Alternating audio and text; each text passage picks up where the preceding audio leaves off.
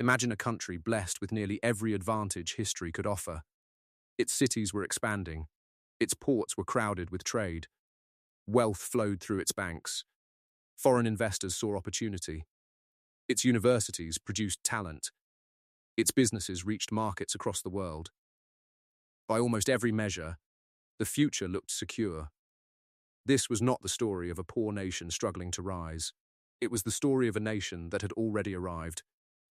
At its peak, it enjoyed rising living standards, abundant resources, global influence, and growing prosperity.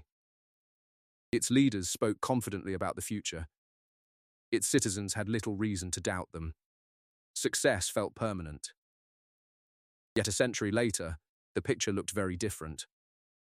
The economy that once set standards began following them. Influence faded. Opportunities became harder to find.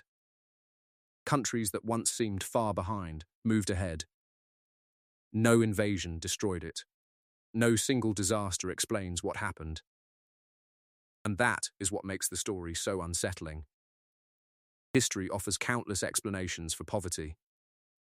It offers far fewer explanations for decline after success. How does a country with wealth, talent, resources, and global connections lose a century of progress? To answer that question, we need to start with one of history's greatest success stories. At the end of the 19th century, Britain stood at the center of the world economy. Its merchant ships connected continents. The pound sterling anchored international trade. London had become the financial capital of the world. Investors, businesses, and governments across the globe depended on British finance. The country that launched the Industrial Revolution appeared untouchable. For generations, Britain had grown stronger. Its factories transformed manufacturing. Its engineers reshaped transportation. Its industries led the world, and that success created a powerful assumption: what had worked yesterday would continue working tomorrow. But beneath the confidence, subtle changes were underway. Germany was rapidly expanding its industrial base. The United States was becoming an economic giant. Both were investing heavily in production, technology, and education. At first, these developments seemed harmless. Britain remained wealthy. Britain remained powerful. Britain remained influential. Which made it easy to overlook a dangerous reality. Its competitors were improving faster. Some warning signs were already visible. Productivity growth slowed in key industries. Foreign competitors became more efficient. Increasing amounts of British capital flowed overseas, instead of modernizing domestic industry. No single warning sign looked alarming. Together, they told a different story. The problem was not that Britain had become weak. The problem was that others were becoming stronger. Yet during periods of prosperity, small weaknesses are easy to dismiss. Existing success acts like a shield. It hides problems that would appear obvious under different circumstances. The Golden Age felt secure because evidence of past success was everywhere. The evidence of future challenges was not. And that raises a disturbing possibility. What if the greatest risks facing successful nations emerge not during crisis, but during prosperity itself? If Britain's story suggested that dominance could fade, Argentina posed a far more unsettling question. How could a country that seemed destined for prosperity spend the next century struggling to achieve it? At the beginning of the 20th century, Argentina looked like one of the world's great success stories. Its fertile plains produced enormous agricultural exports. European capital poured into railways, ports, and infrastructure. Millions of immigrants arrived seeking opportunity. To many observers, Argentina looked less like a developing country and more like a future superpower. In fact, a century ago, Argentina's income levels rivaled those of several advanced economies. Few would have predicted what came next. Unlike many stories of decline, there was no dramatic collapse. No single event transformed success into failure. The warning signs were easy to miss because they often looked like strengths. Argentina's economy became highly dependent on a narrow group of exports. As long as global demand remained strong, that dependence seemed beneficial. Wealth flowed in. Growth continued. The pressure to diversify weakened. At the same time, not all investment improved long-term productivity. Favorable conditions generated wealth, but they also concealed deeper inefficiencies. Growth continued. The foundations beneath that growth became less resilient. Political instability added another challenge. Governments changed. Policies shifted. Long-term planning became more difficult. Institutions that helped societies adapt over generations gradually weakened, yet none of this appeared catastrophic. Every weakness had an explanation. Every problem seemed manageable. That was precisely why they were dangerous. The most important changes were not appearing in headlines. They were occurring beneath the surface in incentives, institutions, and the economy's ability to evolve. And suddenly, a strange pattern began to emerge.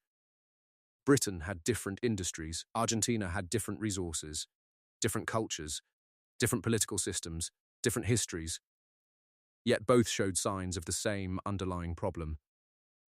Not collapse, not poverty, not crisis, something deeper. Both countries remained successful long after the first warning signs appeared. Both continued growing. Both remained respected. And that makes their stories far more important, because it suggests decline does not begin when a country becomes poor. It begins when success starts hiding weaknesses. The question is no longer why nations fail. The question is why successful nations stop improving. And that leads to an even more uncomfortable possibility. What if prosperity itself can become part of the problem? What if the very success that makes a country strong also reduces the urgency to adapt? History offers one remarkable example where that possibility becomes impossible to ignore. An example so clear that it changes the way we think about prosperity itself. The story begins with a flood of silver, an empire at the height of its power, and a turning point almost nobody recognized at the time. The turning points that shape history rarely announce themselves.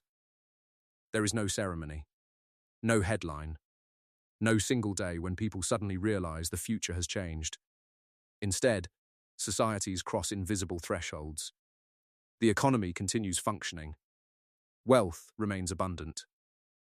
Daily life feels normal. Yet beneath the surface, the incentives that once created prosperity begin to shift. Few examples illustrate this more clearly than Spain after the discovery of the New World. During the 16th century, enormous quantities of silver flowed into Spain from the Americas. Vast fortunes entered the kingdom. The crown gained resources beyond anything earlier rulers could have imagined. For a time, Spain appeared destined for permanent dominance. From a distance, the story looked like an economic miracle.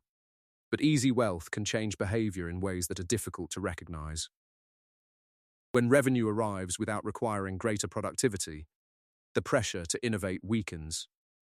When resources seem unlimited, efficiency becomes less urgent. When prosperity feels guaranteed, adaptation becomes easier to postpone. Spain increasingly relied on imported goods, while silver paid the bill. Domestic industries struggled to develop at the same pace as competitors elsewhere in Europe. Productive sectors that generate long-term growth received less attention than the immediate benefits created by incoming wealth. And because the silver kept arriving, few people noticed the change. The treasury looked healthy. The empire looked powerful. Success itself became evidence that the system was working. Yet beneath the surface, the balance had shifted. The rewards increasingly favored possession over production. Existing wealth became more important than creating new wealth. Protecting established advantages became easier than pursuing uncomfortable change. That was the real turning point, not the arrival of silver, not the peak of imperial power, but the moment easy wealth began replacing productive growth. And once you recognize this pattern, a surprising historical truth comes into focus. Many nations do not decline because they stop growing. They decline because others begin growing faster. Britain remained wealthy, while Germany and America surged ahead. Venice remained prosperous, while Atlantic trade reshaped the global economy. The Dutch Republic remained rich even as Britain adopted and expanded the very systems that had created Dutch success. In each case, the details were different. The mechanism was not. This is one of the most misunderstood ideas in economic history. A country can continue growing while simultaneously falling behind. Living standards may rise, businesses may remain profitable, cities may continue expanding, yet relative strength quietly erodes. The real battle is not against collapse, it is against stagnation. And stagnation is dangerous because it rarely feels dangerous at first. The first generation notices only small disappointments. The second generation adapts to them. By the third generation, what was once temporary begins to feel normal.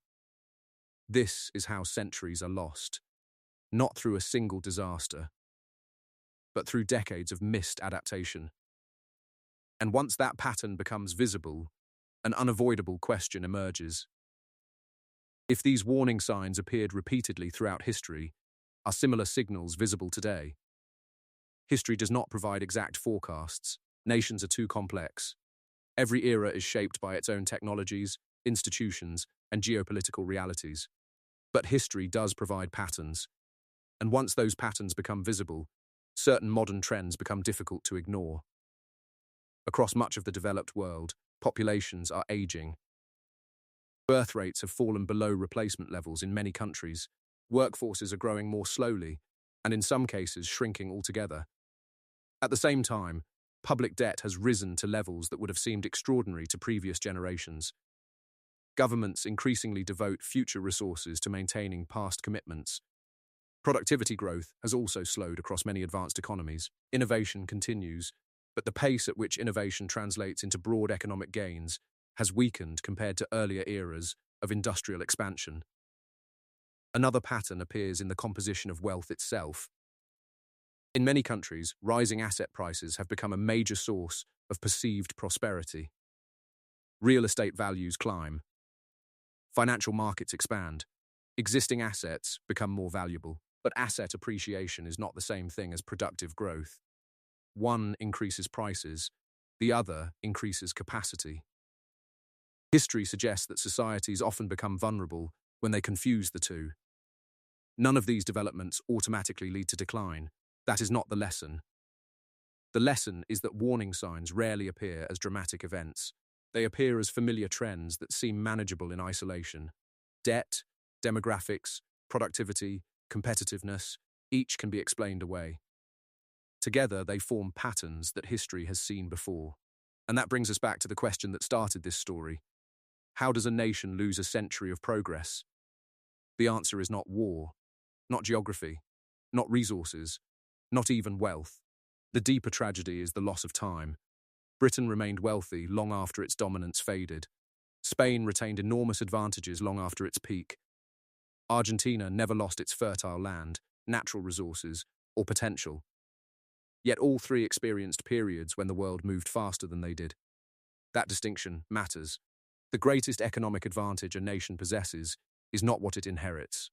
It is its ability to adapt, to challenge old assumptions, to invest in future productivity, to reinvent itself before reinvention becomes necessary. History leaves behind countless monuments to wealth and power, but it rarely rewards those achievements forever. The countries that endure are not always the richest, largest, or most resource-rich. They are the ones willing to change, while success still makes change feel unnecessary. Because prosperity is never a permanent possession, it is a process. And the moment a society begins living primarily on the achievements of previous generations, the clock quietly starts running against it. If history's greatest winners were not immune to decline, there is no reason to assume today's winners are either.